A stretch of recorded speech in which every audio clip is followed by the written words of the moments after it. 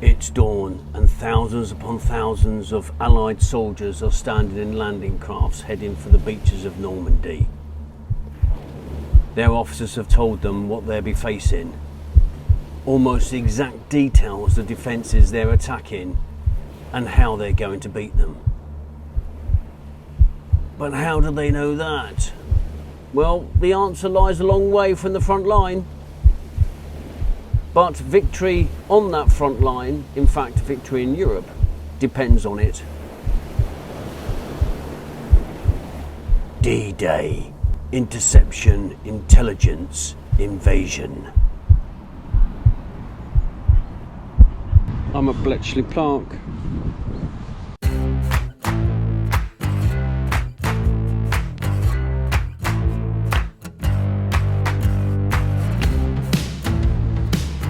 Which is South Milton Keynes.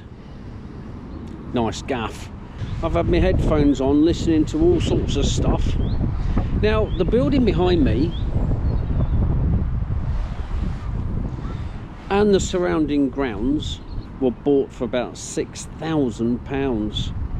In today's money, £600,000. Now when you consider the size of that building and the grounds, that's still a snip.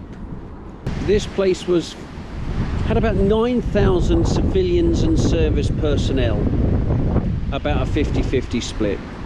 And on the old headphones it was said that most of them were between the ages of 20 and 30.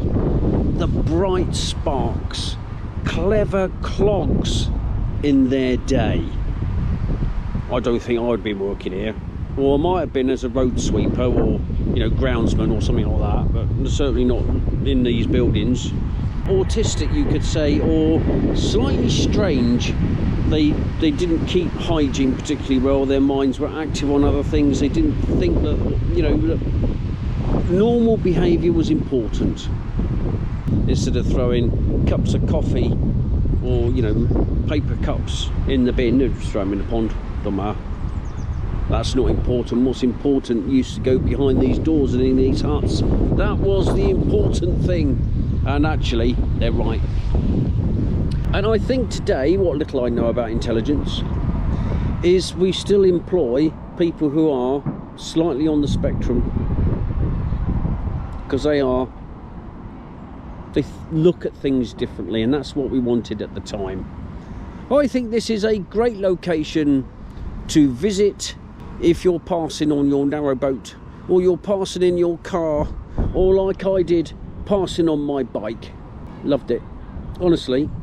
And I think springtime, the blossom coming out on the trees, great. And the deck chair.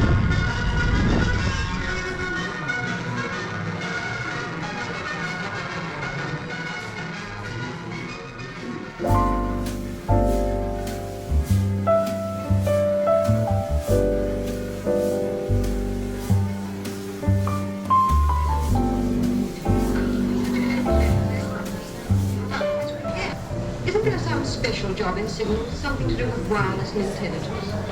Yes, there is. You probably mean operator specialist. Yes, that's right. What sort of job is it? Well, as an operator specialist, you have to be able to work wirelessly. That is, tune it in and read any more signals and mess it up.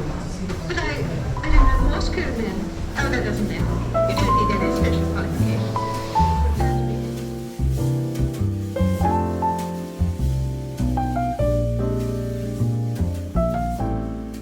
The 25,038 miles were travelled each week by vehicles transporting staff in and out. There were 40 coaches, 1 motorbike, 23 vans, 42 utility vehicles, 1 lorry and 30 staff cars.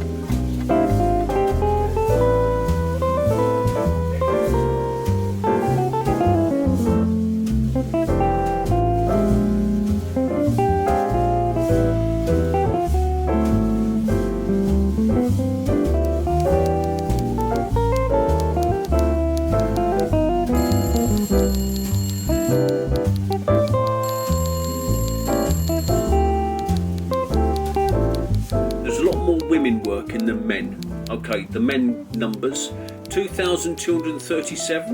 The women 6,758. There were scenes reminiscent of 1914 in Ottawa last night, as thousands of people eagerly read the latest bulletins and sang patriotic songs.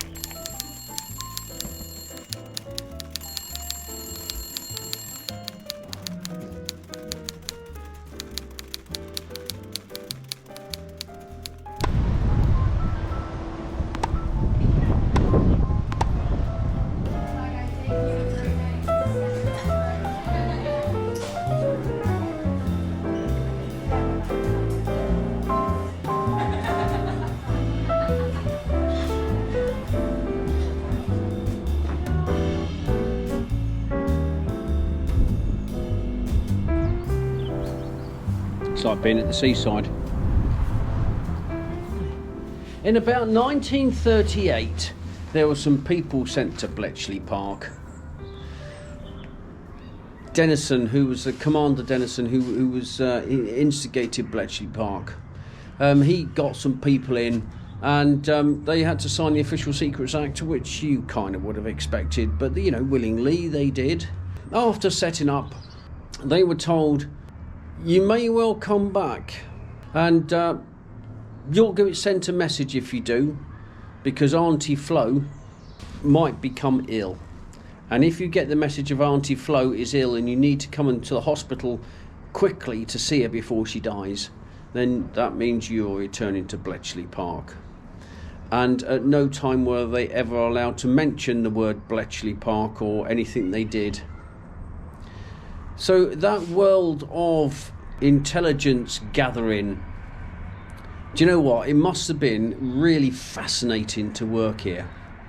All those thousands, hundreds of thousands of pieces of information that would come through the network, the Enigma Machine when it was broken, and all that sort of intelligence stuff that I don't really know too much about, to be quite honest.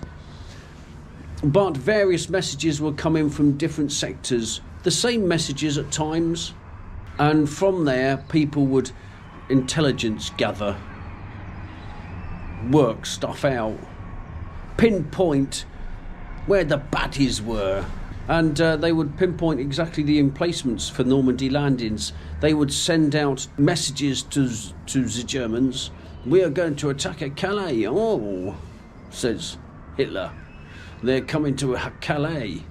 No, we're going to Normandy. But we had lots of deception plans which seemed to work. We even had a if I remember rightly, from some other place I went to, I'm not sure which regiment it was, but we had a practice, and the practice was at Calais. Rehearsals, we always have rehearsals before you go into battle. So yeah, so lots of deception, lots of people's lives were used in that time in order to carry out these deceptions. Lots of people's lives were saved, and Bletchley Park was never really mentioned in any quarter until later on. I'm not sure the date, but some time later.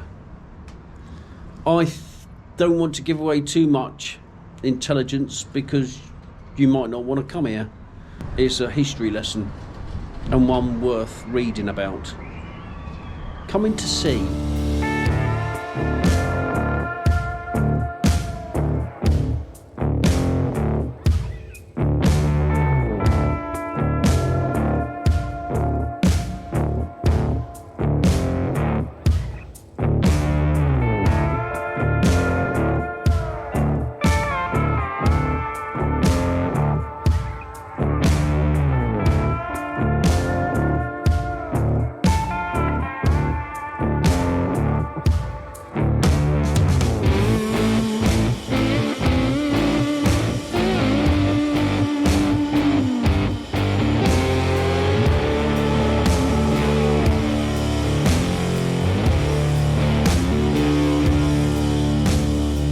Basic analysis about Bletchley, and I'm going to have to refer to my notes because lots of numbers. I'm not very good at numbers.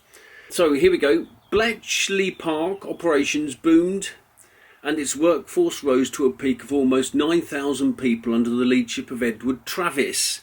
This growth was captured in many of the records kept about Bletchley Park at this time, from the numbers of meals taken, served, the amount of the Enigma messages decrypted and all that sort of stuff. I say, so this Travis character had a naval background and a good sense of how teams and chains of command could function effectively. He imposed new structures and ways of working appropriate for the organisation's new industrial scale by recognising the need to keep people flexible in their working times, because let's not forget that the people working at Bletchley were clever, and they don't proper clever people don't deal with organisational structures and hierarchy and all that sort of stuff, because if they've got something to say, you kind of need to say it, and you don't want to have fear of all that rank structure getting in the way, that bureaucracy which slows progress down. So some basic facts. There were 13,990 decryptions per week. I'm sure that fluctuated. However, 10,850 were for Army and Air Force, and 3,140 were for naval decryptions and all that stuff. Meals taken, now this is interesting. 24,742 meals were taken each week, consisting of 3,073 breakfasts, 9,978 lunches, 5,987 dinners, 887 high teas. High tea? Anyone? 2,334 suppers. Bletchley Park was kept a secret. I find that hard. Well, in some respects, because the people local to Bletchley Park would have seen that big house, which was once a home, by the way, built in the 1870s. And you can see Vera and Jack having breakfast in the morning and seeing a stream of people walking to work. I wonder what they're doing.